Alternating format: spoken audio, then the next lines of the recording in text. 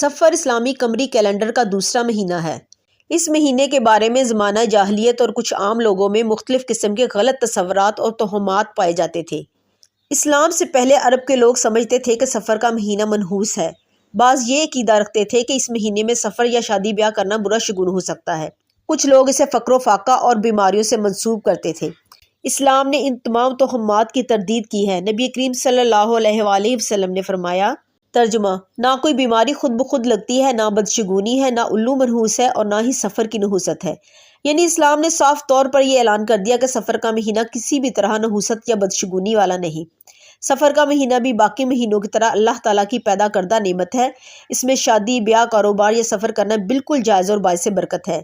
نحوست یا بدشگونی کا تعلق انسان کے عقیدے اور عقل سے ہے، مہینے یا دنوں سے نہیں۔ خلاصہ یہ ہے کہ سفر کے مہینے کو منحوس سمجھنا غلط ہے۔ یہ بھی دیگر مہینوں کی طرح ایک عام مہینہ ہے جس میں اللہ تعالیٰ کی رحمت اور برکت موجود ہے۔